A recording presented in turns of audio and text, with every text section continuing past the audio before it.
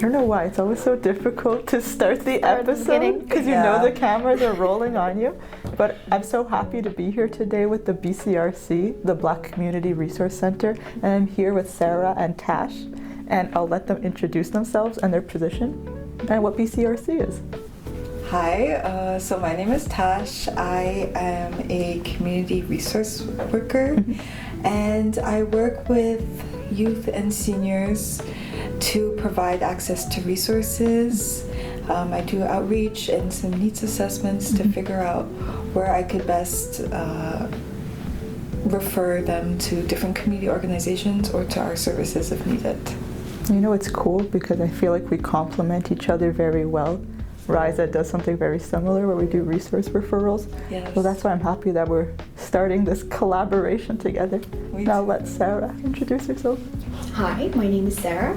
I'm really happy to be here today and to talk to folks more about the BCRC and what we do. And I'm currently the research coordinator in the BCRC, and my role is basically to learn through research that is done in collaboration with other institutions or self-driven by the BCRC about what are the current challenges, lived experiences, resource needed, what are the experiences of Black folks in general in Greater Montreal and Quebec. It's a pretty big mandate. You're saying Montreal and all of Quebec.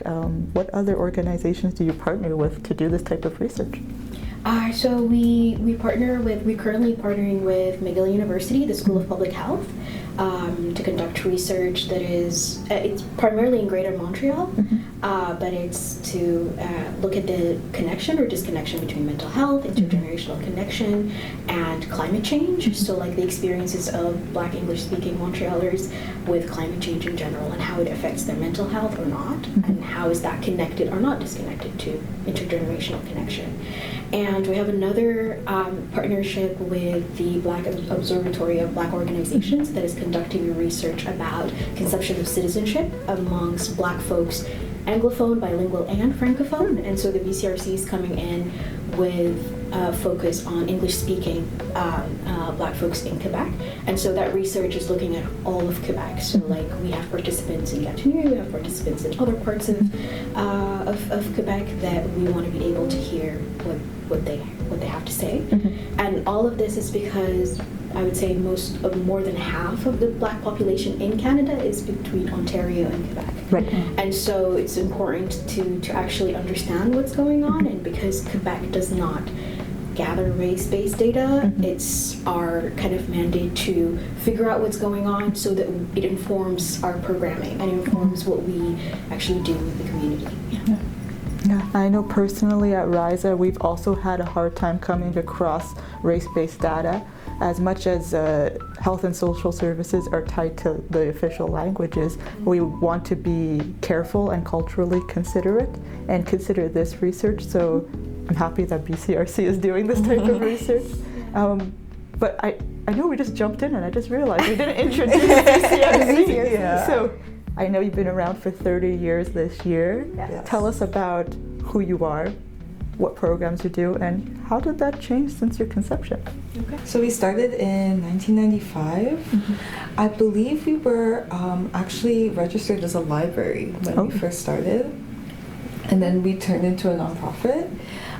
So now I work a lot in our intergenerational program. We also have Employ ESBC, English-speaking Black community, where we try and help the English-speaking Black community with finding employment. We do like CV workshops. We do employer spotlights.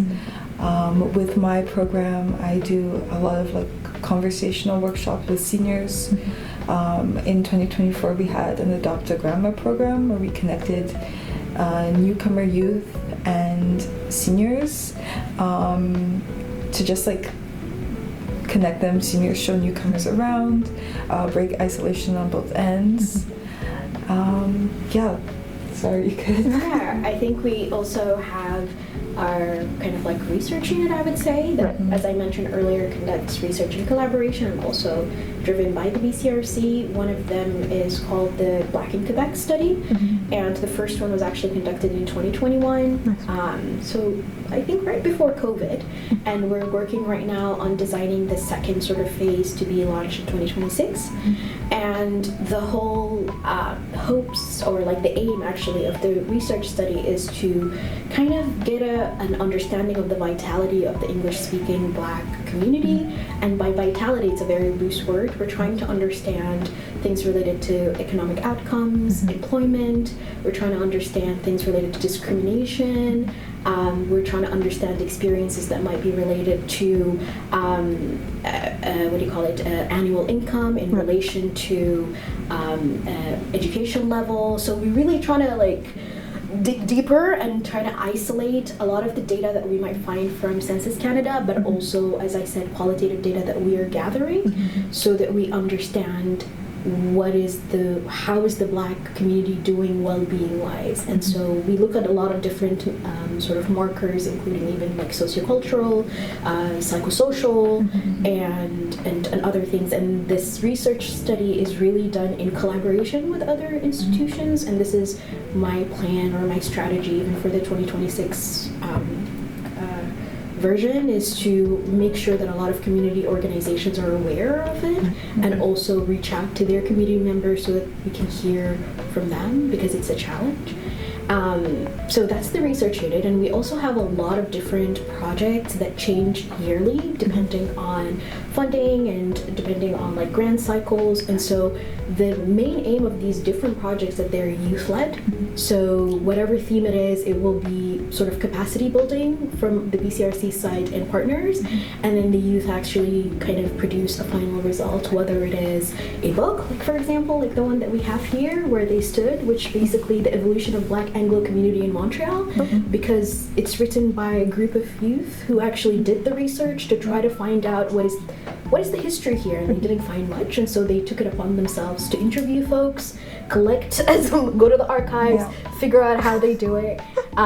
We had like a carnival, I think, themed documentary that was just we had the launch for it a couple of months ago, and it was also led by the youth. We have a podcast program that's also led by the youth, and the different, like each project, I would say, would have a specific skill that we're trying to teach. We have a VR one that's coming up where we're really trying to teach with partners, youth, how to actually create experiences, VR experiences. So there's a technical element, but there is also like the topic that we're trying to explore that is usually related to the lived experiences of Black folks. So yeah. So to me it sounds like there's a lot of youth involvement in the BCRC, and they lead the projects and different programs that you're initiating, but it's not exclusive to youth, correct? Because you have the seniors program, and you have the research, which is not exclusive to youth as well. Exactly. And if you're an individual who wants to come to BCRC, is it an open door policy? Can you come in? How does one get involved?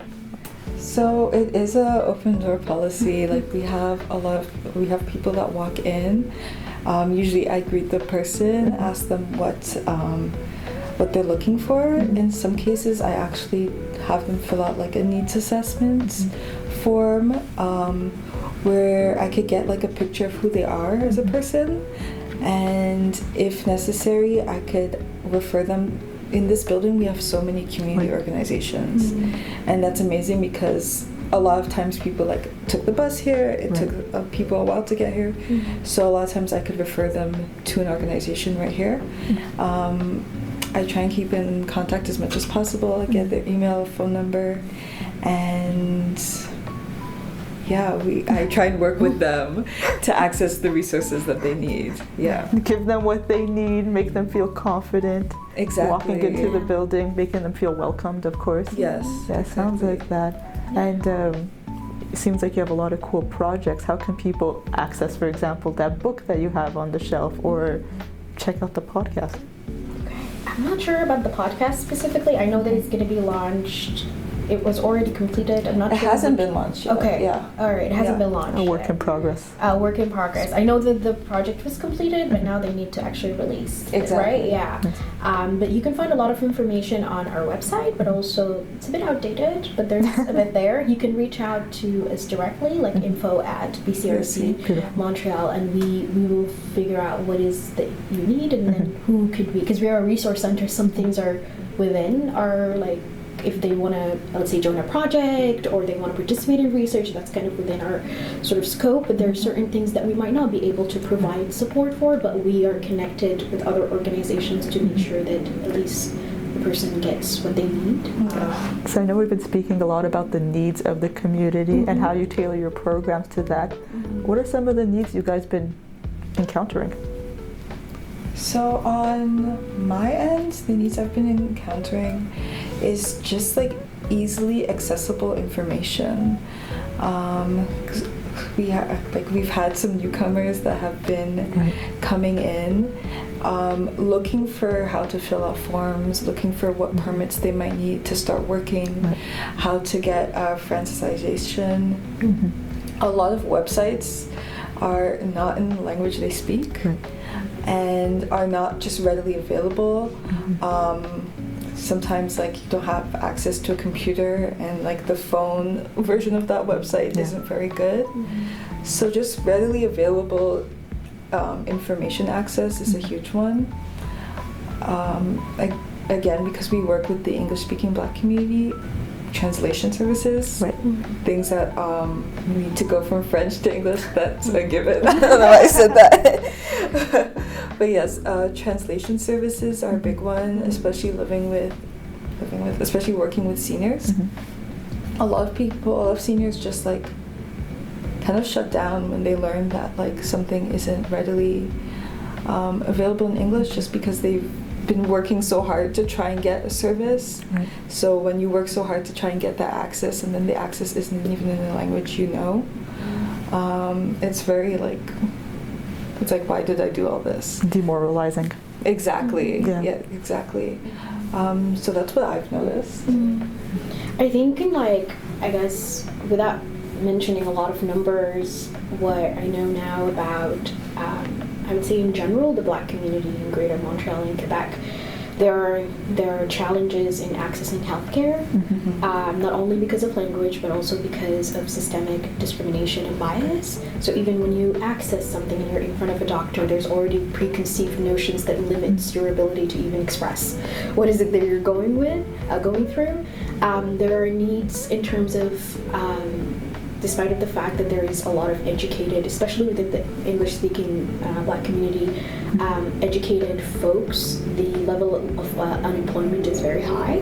So supporting them with employment services that might, through kind of intentional collaboration with employers who are interested actually in hiring Black folks.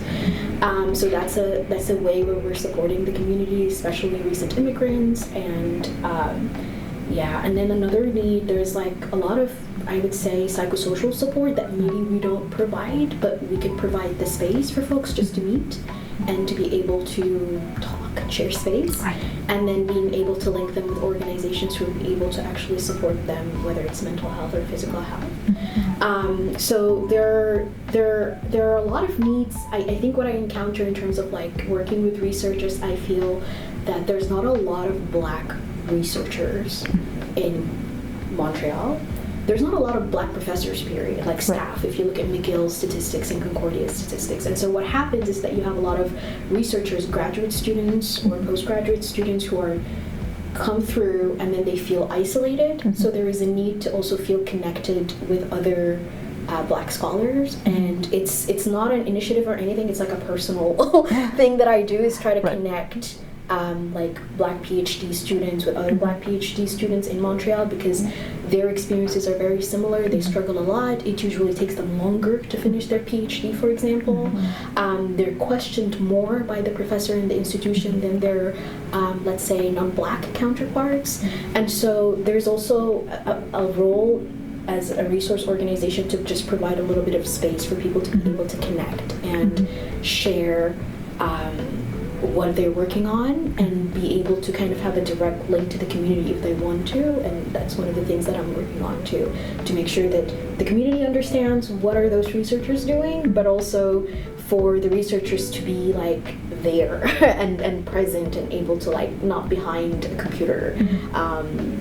So these are some of the needs. I think even when we're studying right now climate change, we can see how it has like unique effects on the Black population, especially seniors with isolation, for example. So during the summer period where it used to be really fun and they can go outside, now there's heat waves, there's like very extreme weather, and so like now they have to stay inside more. And during winter they can't even go out anyways, and so like you would see like prolonged periods of isolation. Even younger populations have kind of expressed in the research that we're doing with McGill is that they're having difficulties connecting with other people because of the extreme weather that is happening right now. And so when they used to love going to the parks, connecting with their friends, it's less probable now because they can't plan. Just anecdotal here and there, but like I feel those are some of the needs and I guess challenges that the community faces. And I'm glad that this podcast is a space for your organization to express those needs, because I know a lot of people in our network might not get the chance to hear these needs, and now it's interesting to branch out because a lot of our network is in the east and the north of Montreal, and I know you're located in Côte-des-Neiges, so maybe there's not so much crossover as much as we would like, but like I know certainly I'm learning something new while listening to the needs of the population. Since you are located in Côte-des-Neiges, how many people from outside of the borough come to your organization? So the BCRC is open to all Black folks who are in Greater Montreal and Quebec, and not only Black folks, it's racialized folks too. So if you are a person of color and you're looking for employment, we're not going to turn you away. If you are looking for psychosocial support, we're not going to turn you away, because really we're mandated to provide the resources that are necessary. I know that a lot of the work and events that we're doing are in Côte-des-Neiges and the G area, but we're also trying to branch out through collaboration to exist in other places and just to show face, because it's important. Like the English speaking community is not only in the West End, it's all over right now, and so it's important for people to know about us, because I was a recent immigrant in Montreal. I didn't know about the BCRC. I think I could have really benefited because I did face a level of isolation. When I was at McGill, it was a bit difficult culturally for me, socially, connecting with other professors. I didn't have any Black professors. Matter of fact, I didn't have any Black students with me except maybe one. And both of us were out of Montreal. And so we didn't know the context here. We didn't know a lot, and this could have been a really helpful platform to feel connected and to understand what's going on here. And I think some people are surprised to learn that despite a neighborhood being highly francophone, there are always small pockets of anglophone communities, and the work that has to be done is doing that outreach and finding those pockets. They're not unfortunately they're not going to come to you. You have to go to them. Exactly. And this is why this type of work is so important. I know we've spoken a lot about BCRC, but we always like to tie the personal into our podcast. What interested you to work at BCRC? So I graduated at Concordia in psychology and sociology, and I am very interested in mental health. I find though psychology really just looks at the individual and analyzes what's quote-unquote wrong with them, whereas sociology looks at how society functions. So I really like the aspect of looking at things on a larger scale to see how that affects the individual and how can we change things on a larger scale to improve people's lives and mental health. So that got me working with nonprofits in general. After I graduated, I started working a lot with youth in community organizations. It's so much fun. Working with youth is always it's never a dull moment. You're always running around. And then I also have worked a lot in women's therapy groups as an active listener. And I found myself here because I want to just work with the community on a larger scale. I find with a lot of collaborations we do, also I feel like the job provides a lot of freedom in like expressing your ideas for programs that you'd like. So like having a lens of like mental health and like social development, I guess, or societal development, kind of like brought me to work here. And in the future I hope to continue studying psychology, but looking at marginalized youth in society, and not just really looking at a person and asking like, why are you like this, you know? Yeah, stepping away from the pathologization of psychology. Exactly. And making it more holistic, it sounds like. Exactly, yes. I really think like we only get half of the story when we just look at a person. Yeah. And I think that's a perfect person to be here doing the intake and being a friendly face, like someone who's very understanding and looks at things holistically. Thank you. So that was lovely. Thank you for sharing. What about you, Sarah? I did culture and politics as an undergraduate, and that kind of opened my mind and sort of set some of the values that I have in terms of like how I want to approach whatever career I choose. So like Black feminist thought, anti-colonial thought, liberatory thought were kind of like the big things in my mind. And after I graduated, I worked with an NGO where we were mandated to work in school, like we were trained to be teachers and then work in school to not only teach but also conduct action research. So from the beginning I was doing a lot of, I would say, community-based and action research, less of like very academic research on qual. Like it was mainly like how do we, and I studied motivation. Within, I was teaching in a girls-only school in a very conservative community. I grew up in Qatar, I didn't grow up here. Okay. And so that's kind of, it started from there where I started to really like enjoy education, see that it's something that I could actually, I don't know, you kind of see like the direct impact that you have through just regular conversations and holding space. But I also enjoyed the element of researching and figuring out how to, you know, apply different strategies for whatever reason it was. And that kind of took me on a journey where I kind of worked in different roles within the education field, from like think tanks to I worked also in podcasts. I was a producer. I did a bunch of things within the education realm, and all of it was centered around really supporting whatever community I'm working with,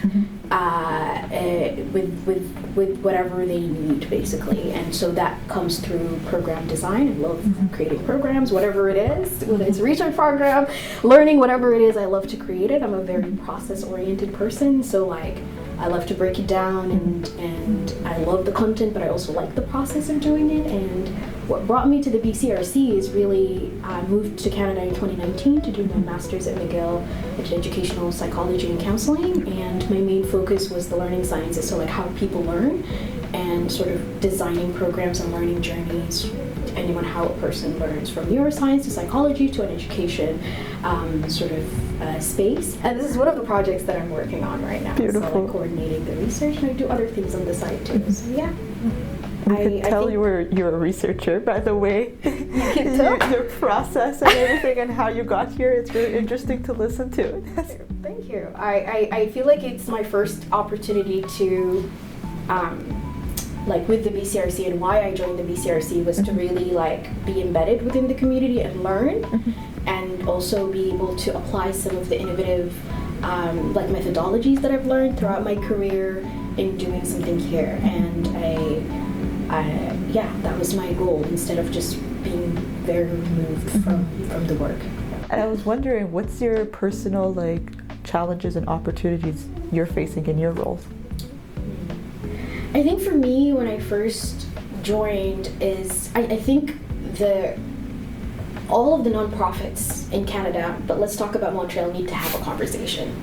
Yes. There is a lot of challenges, but there's a lot of opportunities. I think the first challenge that I hear about when I first joined, when I was just trying to learn about what's going on, meeting different partners, talking to the staff, there's always like a challenge of capacity and funding. Yet what I see from my experience is that there's a lot of inefficiencies. There's a lot of there's a lot of competition between organizations and community groups, even those who are servicing the same person. That's why I felt like they need to have a conversation in terms of like figuring out how they can collaborate efficiently, share services, share resources, not in a way where it's like let's actually share the money, but it could also be let's share the resources that we have. If we have a really talented communication officer, why can we figure out a way that they can work on multiple projects across different organizations? If we have a really good human resource team, why can they work across organizations?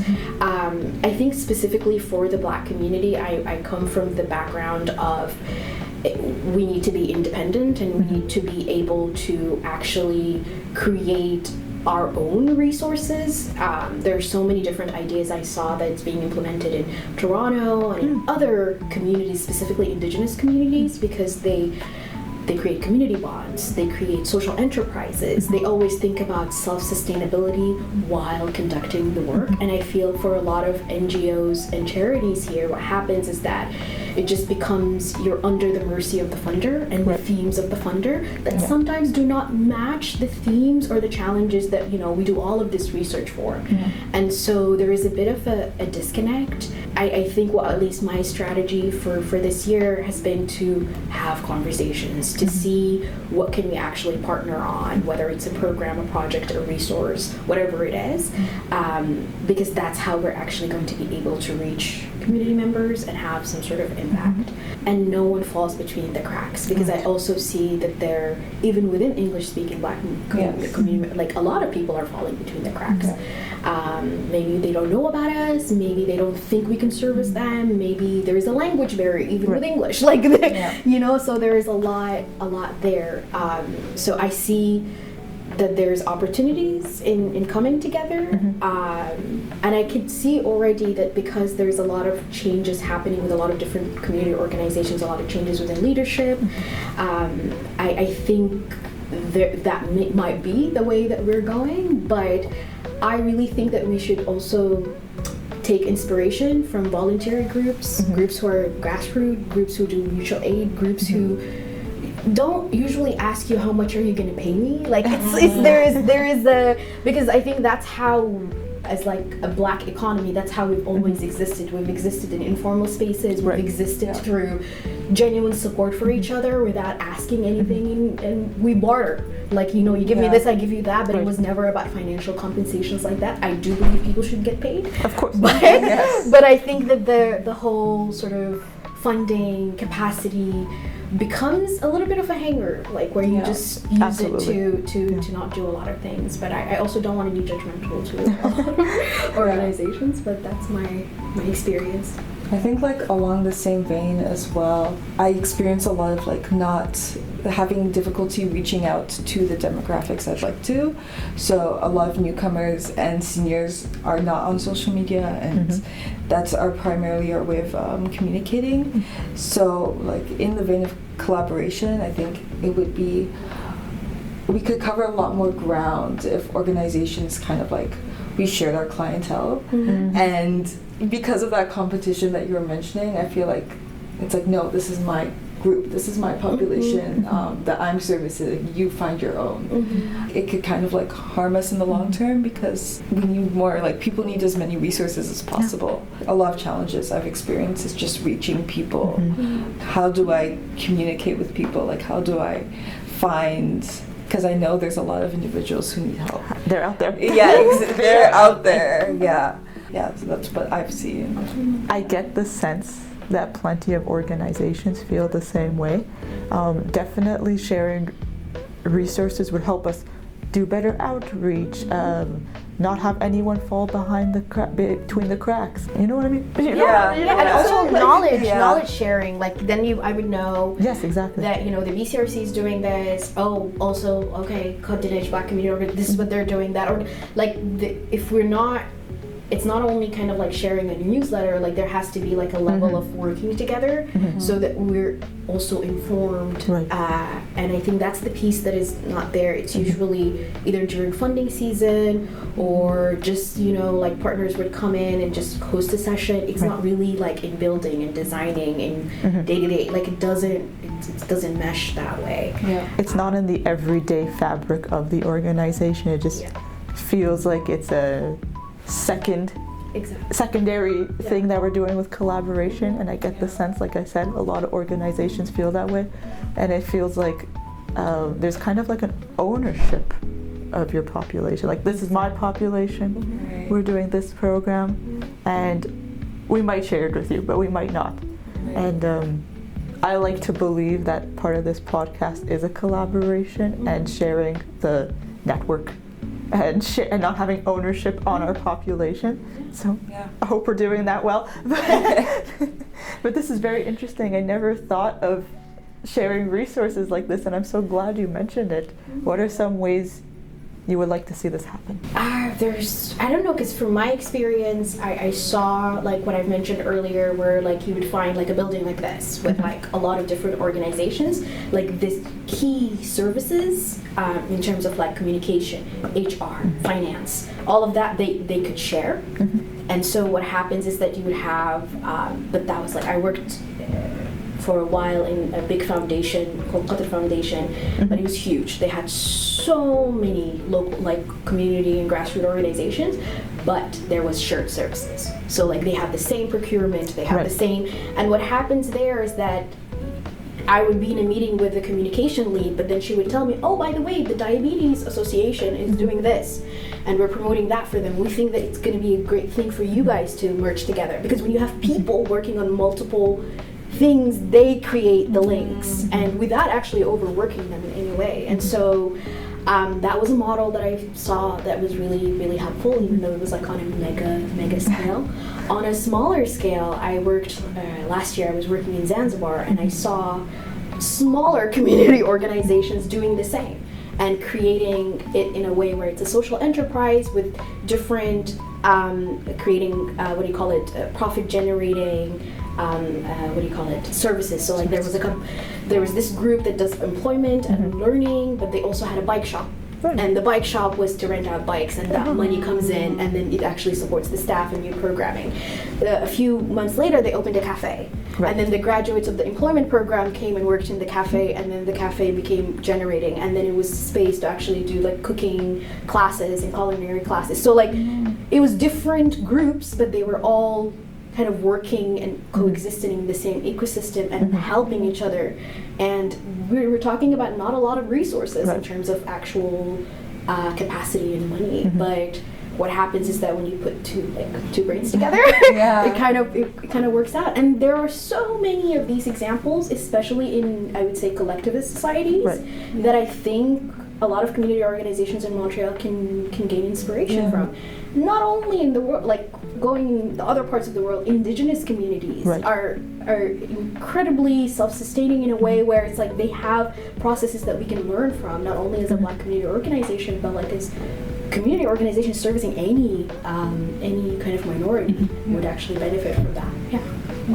But I think you said it very well. It's an ecosystem. It truly is a little society existing within a society that generates resources and job opportunities and services for people. So I'm waiting for the day that BCRC makes this happen. No, I think that's great. I think I've spent most of my life in Montreal.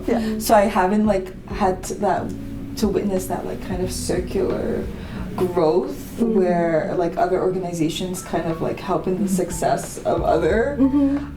So I think it just goes to show how much we have to learn from others, even from our own Indigenous communities, even our own Black communities, because you were saying earlier, we go a lot on barter systems. Our programs don't have to rely on government funding if we exchange goods and services. Just a lot to learn. There is a lot to learn. Unfortunately, we're coming to the end of our conversation soon, but what are some things that we could look forward to at BCRC in the near future?